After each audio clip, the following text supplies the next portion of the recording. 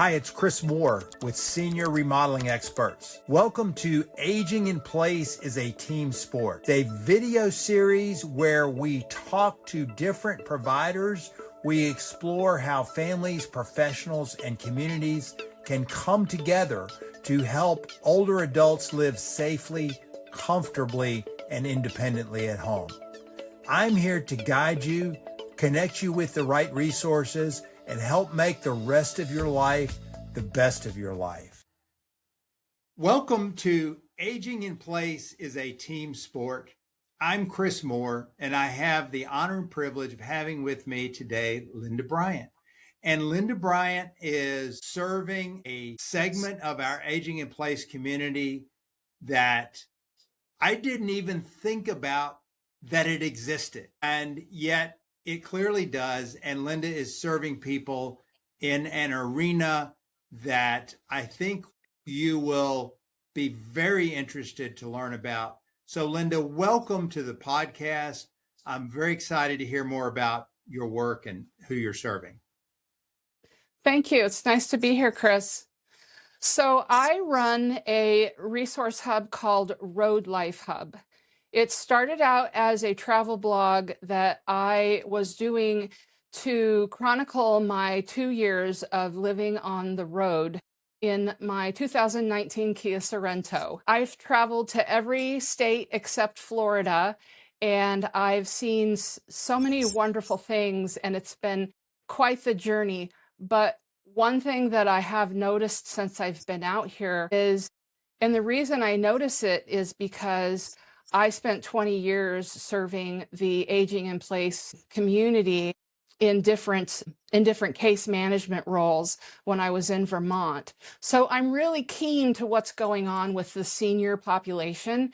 And one of the things I'm seeing a very large problem with, and I don't know if I'd call it a problem, but I see it a lot, is older people living in their vehicles. And I started realizing that, you know, these people they're not being served where they're at. They're not being met where they are.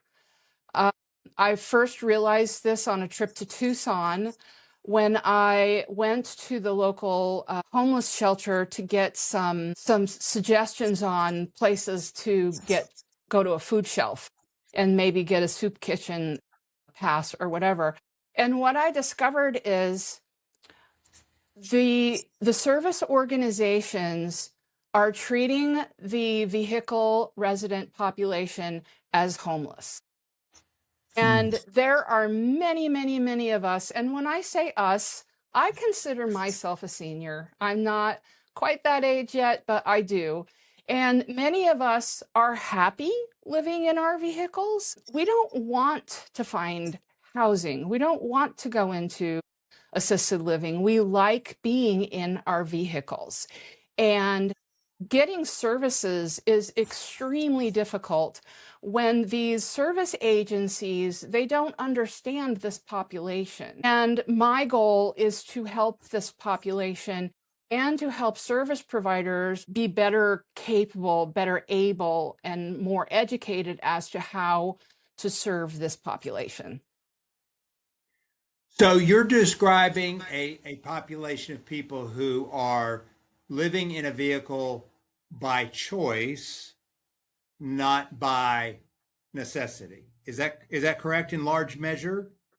Not really. A lot of people are in their vehicles originally because they had to go there, because Okay. housing prices are through the roof, and Right. seniors are the highest population of people who simply can't afford housing. And many of them, like myself, for example, ended up in a vehicle through a bad situation such as that. And what I found is I love it so much that I wouldn't want to do anything else. I like being out in my vehicle. So what would you say are the upside or the benefits or things that you enjoy about that lifestyle, maybe that you didn't anticipate? What I'm enjoying about the lifestyle is that now that I live in Arizona, Arizona has thousands upon thousands of acres of land that's called BLM land. It's Bureau of Land Management, and it's for public use. And people are literally going out into the desert and living there. And when I say people, I mean a lot of people. There is a little town in Arizona called Quartzsite, Arizona, that grows from like 3,400 people in the summertime to over 1 million in the winter, because all these vehicle residents are going out into the desert to live. And the community is incredible. And the opportunity to share resources is incredible. People really get good support out in these nomad communities, but they're getting support from each other. And they really need to be able to get support. Like I've had a lot of trouble finding food shelves that would let me use it because I'm not a resident of that county or whatever. I love being out here in my car and in these communities because it can be very peaceful. It can be it's very liberating, and it's very freeing. And it's cheap because I don't pay Right, rent. right. Well, I was aware. I've been to Arizona. My mom and dad lived in Green Valley outside of Tucson for a number Mhm. of years. And, I've been on the roads in Arizona in the wintertime and certainly seen, RVs that are, people living in and but the idea of a car, I mean, just the logistics of living in a car are very different than the logistics of living in a Class A motorhome. Oh, yes. Very different. Very different. And actually, the difference isn't what you would expect. It's not the amount of space you have, it's not the number of amenities you have, it's the comfort that you feel in your vehicle.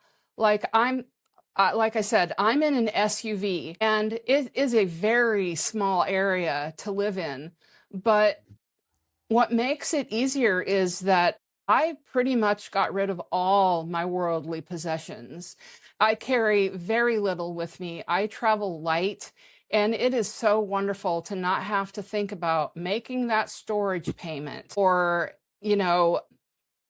coming up with ways to, you know, pay bills, because my housing payment is my car payment. Right.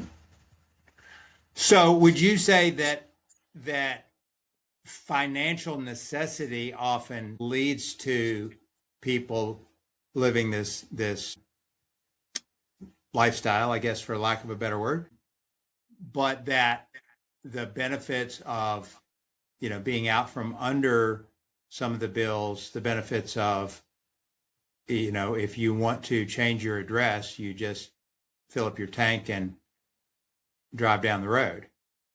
And that's one of the wonderful things about it is, if you move into an apartment and you don't like your neighbors, too bad. If you're living in a vehicle and you don't like your neighbors, you just move somewhere else. Yeah, yeah. And And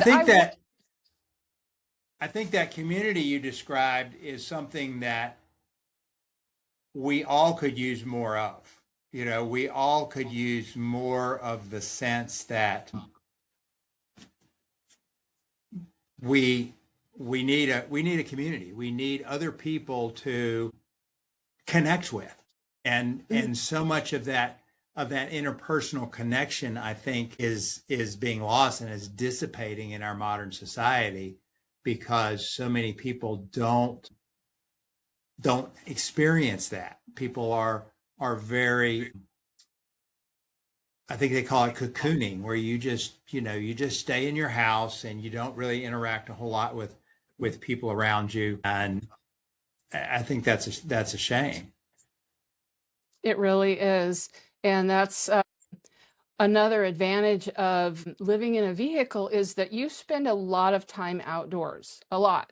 In fact, when you're in your vehicle, you're technically outdoors. And so with that many people being outdoors at the same time, you're much more likely to meet your neighbor, and you're much more likely to learn to trust your neighbors. And That's one of the many wonderful things about living in a vehicle. Yeah. So, what would you say are the biggest challenges? I think in terms of aging in place, and after all, this podcast is aging in place is a team sport. We think in terms of accessible housing. We think in terms of people with maybe mobility impairments or people with other health issues and how that impacts how they live in their home environment. How often are you seeing people are, maybe they have some mobility impairments, maybe they have some health challenges. How does that impact, living on the road as opposed to in a home? Oh, there are dozens of different ways that impacts you. For one thing, if you don't have an address, sometimes it's very difficult to even apply for services. They Mm, want a home address. And if you don't have one, then what are you going to do? And that's one of the things that I'd like to solve. As far as seeing people with mobility issues and disabilities, I can tell you a story of a lady, and a lot of people do this. They group all their doctor's appointments into 1 month, and then mm, they go back to the place that they're using as a home address, be it a friend's house or a virtual mailbox, but they're calling that city home because they have to have a home to get doctor's appointments. They'll spend the whole month camping in the area near where their doctor's appointments are. Well, the lady that I'm referring to had hip surgery and she lives in a transit bus. And when she was in the hospital, now, mind you, this is California. California is a very difficult state to live in your vehicle mm. because every city is passing laws now saying it's against the law to live in your vehicle. So it's difficult for her because, as someone living in a vehicle in California, she went out there and she kind of had to hide. She had to hide her bus in order to, she had her surgery. She went back in her bus. She didn't have a choice. There was nowhere else to go. And that was a way that I would say that I saw service systems work. And that was that even though she was in a bus, she qualified for skilled nursing, and skilled nursing actually went to her bus to help Wow. her. So that is one way in which that works. But that's generally a problem as far as medical appointments go. I was at a festival last year in February, not this last year, but the year before, and I was in California and I was very sick and ended up in the hospital. And I was there for 8 days. And while I was there, my campsite in Quartzsite was sitting unattended. My car was sitting unattended. I really didn't know many people who could help me. And the doctor didn't know a thing about me because I wasn't from there. And it was just a difficult situation because I'm in the hospital trying to get better. And then I have all these worries about, well, what am I going to do when I get out? I got to go back into my car. And so those are some ways in which having disabilities can be a real challenge out here in the vehicle dwelling world.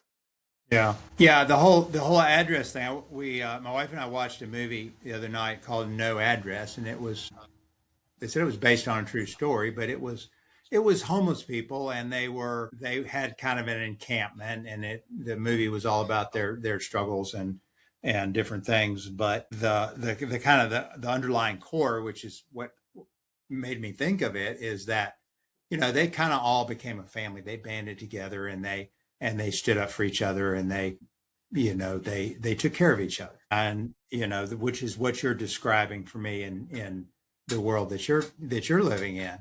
uh, Mhm. and I think that's important. I'm repeating myself here, but it's bigger than almost anything else, right? Because if you've got a group of people that you can rely on, then you are far better, I think, than most of the people, you know, that don't, regardless of your physical surroundings. So what would you say is the biggest lesson that you've learned or takeaway? If you could wave a magic wand and you could change something about what it's like to live in a vehicle in America, what would it be? It would be that states work harder to accommodate vehicle dwellers instead of making them illegal. And California isn't the only state. States across the United States are making it illegal to sleep in a rest area for more than 4 hours. Truck stops have signs everywhere saying no vehicle parking, although there is a way around that. And it's just becoming more and more unfriendly for people who live in their vehicles to be out there. And if I could wave a magic wand and have something be right, it would be parking. Knowing when I'm done traveling at the end of the day, because I go to the East Coast too, and they are very, very unfriendly towards vehicle dwellers on the East Coast. And it would it would take so much pressure off of me if I just knew I had a safe place to go and park that night. So if circumstances were different, if housing was not as unaffordable as it is, would you go back, or at this point, are you do you find that the benefits outweigh the challenges? The benefits definitely outweigh the challenges. I did have an opportunity to go into an apartment in Tucson, but after spending a day in Tucson, I realized it's not Tucson itself. Tucson's a wonderful city, but it's one place. And I don't want to just be in one place. I like to travel. And so I wouldn't change it. The only thing I may change is getting a bigger vehicle. Right. But other than that, I really enjoy my life on the road. Give me a sense of, if you have a feel for, how many people in America are living in their vehicles, do you think? I know the number. And the thing is, the numbers, they vary so much because, as I was saying before, cities that do counts, which I think are called pit counts, it's place in time to go around and count the homeless people, they count the people in the vehicles too. So getting Okay. an accurate number can be difficult, but I know it's quite high, in the hundreds of thousands at least. And a majority of those people are seniors. And I did read also by 2026, the number of seniors living in their vehicles will double. Not 2026. I'm sorry, it is 2026. 2036. 2036. By 2036, the number of seniors living in their vehicles will double. Wow. Yeah. So the So, you say the majority of people are seniors. mhm, yeah. And would you say also that the majority of them are driven by financial, by the fact that their permanent housing was unaffordable? No, no, I would not, because as you were speaking about the $1 million or $250,000 class A, those people are out there because they want to be out there. They sold their house, Right. they saved for retirement, they bought their class A, they're going all over the country, they're having a great time. Finances aren't an issue for them, but the thing that is still an issue for them is, where are they going to park at night?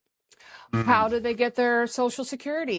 What if they need to get a piece of mail that's really important? Insurance. Where do you get your car insurance if you don't have a home?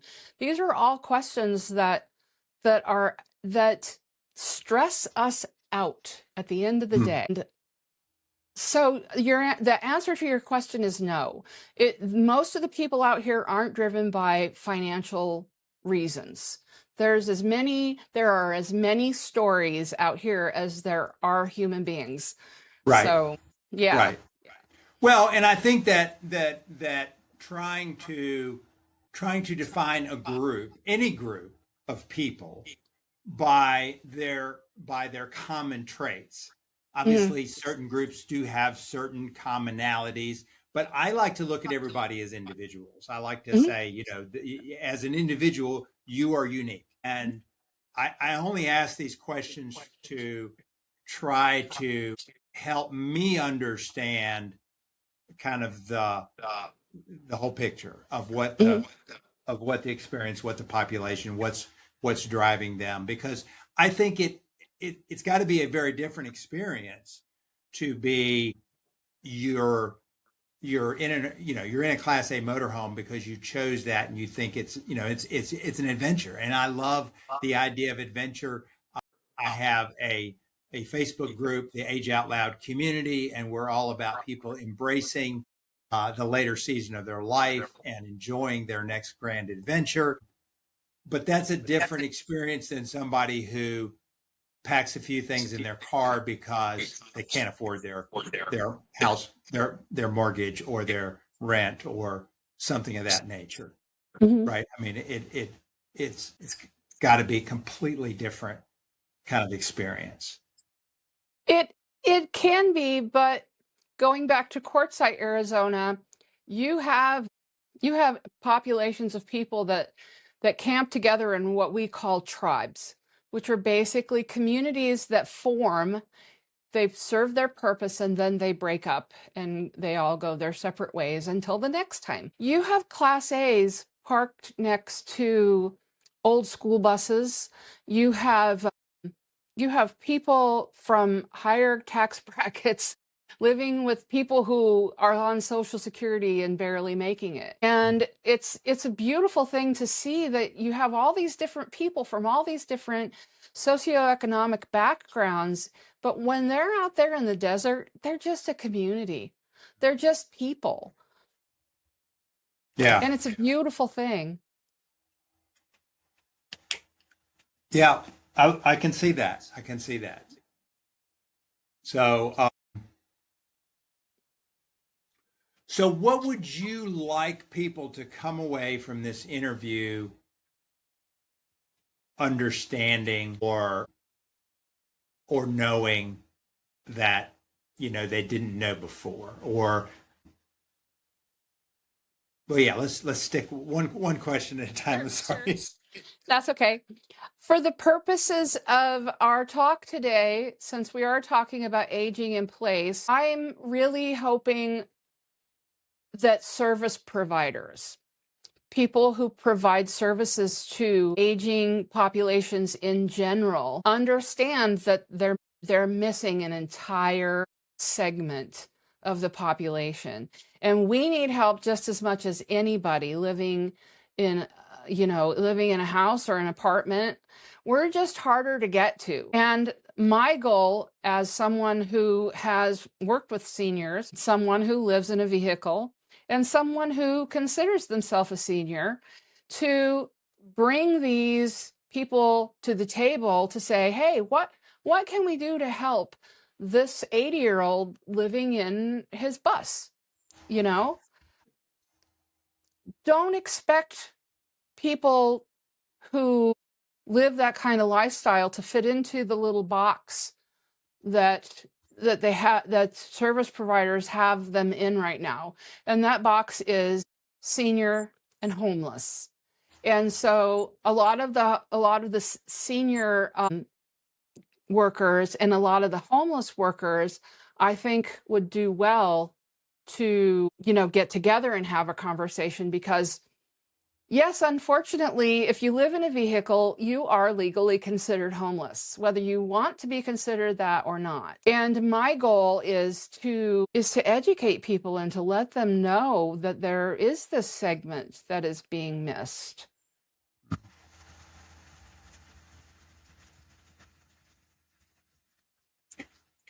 So does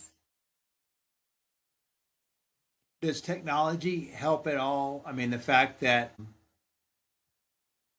I'm grappling with the what you said earlier about not having an address being a major hurdle. Does having a cell phone and access to the internet help with that at all, or is the lack of a physical address kind of one of the main impediments to being able to access the things that you need to access? Actually, no. Technology is huge out on the road. In fact, I don't think I could survive without it. At least having a smartphone with a plan that allows you to have internet and hotspot. Because I don't know a person, I've never met somebody living on the road that didn't at least have a phone. And internet is very important. One of the ways in which a lot of these groups communicate is through Facebook. There are dozens of nomadic Facebook groups, many of them focused on people over the age of 55. And I've seen a lot of questions from older folks going, well, what do I do if this happens? Or oh my gosh, I'm stuck in this situation. How do I get out of it? Those people, those people need to be heard. And I want to be a way for them to be heard. Okay. So is part of that in your mind lobbying state governments for policy change, or how do you what is your strategy to get those people heard in a way that makes a difference? Sure. So there is an organization called the National Vehicle Residency Coalition that I actually used to work for as their program coordinator last year. And this is where I began to different organizations such as the NVRC working to change policy, to create change within the government, within local, state, and federal governments, to help people, to help anybody, not just older nomads, not just older vehicle dwellers, but all vehicle dwellers who have the right to live where they want to live. And without the NVRC, I kind of can't do what I want to do. What I want to do is more helping people, just educating people on, we're just people. We're normal. Well, normal is a setting on a dryer, but Right. no, we're just people. We're good people. Some of us are bad people. And that's everywhere. And what I want to do is work more on the education and the implementation of getting these service providers hooked up with these vehicle dwellers. Okay.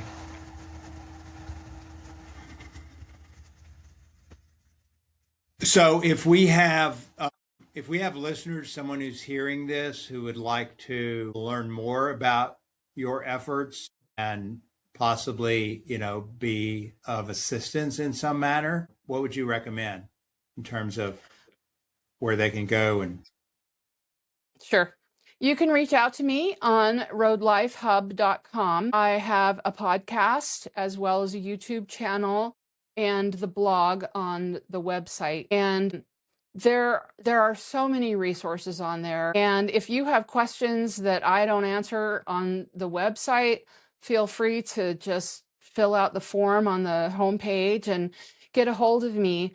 I'm one of those people, if you say, hey, I have this problem, I'll do the best I can to fix it for you or to yeah. help you fix it. So that's how you would get a hold of me to find out more about what Okay. I'm all about. Great. So roadlifehub.com. Yes. Yeah. I'm going to circle back just for a moment to what you said earlier, that the number of, I think you said the number of seniors living in their vehicles, it might have been the number of people in general, is expected to double in the next 10 years. Yes. Yes. And it's seniors. It's the number of Yes. seniors is supposed to double within the next Okay. 10 years. And is there a singular factor that you attribute that to, or is it a number of factors? I would definitely say the singular factor would be the price of rent, the cost of housing. It's it's forcing people into their vehicles. Yeah. Yeah.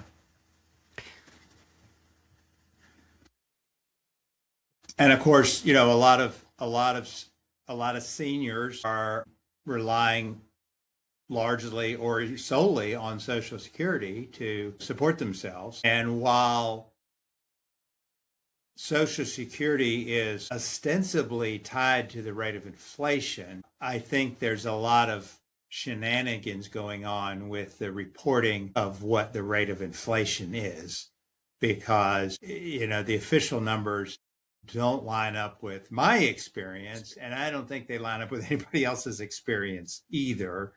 They manipulate what they count and what they don't count, and leave out, things like food and fuel and food. So Yeah. And another thing you have to keep in mind, Chris, is that when people are on Social Security and they're living in low income housing, the money that they get from the cost of living increase in their Social Security, their rent gets raised because their income went up. right, So right, you're not getting anything. And if you're responsible for paying your Medicare premiums go up too. So it's a joke to think that we get a cost of living increase. When you think of it, they just take it right back away from us. right, exactly. So, And really, inflation, people think of inflation means things are getting more expensive. And in reality, this is not a distinction that really makes a difference in anybody's day-to-day life. But it's not that things are getting more expensive. It's that the dollar is becoming less valuable. right, Right. exactly. Yep. And if you look at in my book Age Out Loud, there's a section where it compares how the cost of housing has changed since the 70s, and the average wage has changed since the 70s. Mhm. And I don't remember the numbers right off the top of my head, but in essence, it takes 2.5 times as many hours working at the average wage to afford the average house than it did in the 70s. So, which kind of in a nutshell is why so many people have a hard time affording housing. Mhm. You know, uh, Yeah. and there's various factors driving that. Government regulation is part of it. Certainly, the fact that we just keep printing money out of thin air is the main driver of inflation. Um, None of which you or I are going to do do anything about. Nope. But I think understanding kind of what's driving the forces and the change and what we're talking about and how it affects people gives you some understanding of why it is the way it is. Hmm. But the bottom line is that people do what they have to do. Right. Right. I didn't realize how strong I was and how resilient I was and um, how determined I was. And I didn't know I could do some of the things that I found I can do now that I'm out on the road living in my vehicle. And I I used to do case management for an apartment complex back in Vermont, and it was a senior housing complex. And I think about those people now, and I talk to them a lot still on Facebook and stuff. And many of them have never even left the state of Vermont ever, their whole lives. And they're living vicariously through me. They love hearing my stories. And that's part of the reason I started the travel blog, was because these people are living through me. And I love that. It's beautiful. But it breaks my heart to think that there are so many people that will never experience what I have experienced living in my vehicle. That's a great point. I'm glad you brought it up because I think that all of us have so much more within us than we think we do. And it's so easy to live life in a box because we look around and that's what everybody else is doing. And, we've been programmed to think that, at a certain age, our best days are behind us and, we don't have any more grand adventures. And when you're put into a situation that requires resilience, you find out how resilient you are, which is exactly what you're describing. Hmm. And that is such a liberating thing, whether that be, living in a vehicle, whether that be traveling, whether that be, I mean, whatever somebody's dreams are. In our Age Out Loud community on Facebook, we've over the last few days we've talked about what is that dream that you put on the shelf years ago? What is that dream that you really always wanted to do, but you think that that ship has sailed and it's too late and I'll never be able to do that? Well, what if you believed that there is a way? What if you open the door of opportunity to that thing? Whatever that thing is, expand your horizons and live life to the fullest and experience things maybe that you never thought were possible. And, to me, it's very exciting to just be in that dialogue with people and maybe awaken somebody's imagination of what is possible. Definitely. Yeah, Definitely. yeah. Yeah. If you believe you can, then you will. Right, That's one of my favorite sayings. right.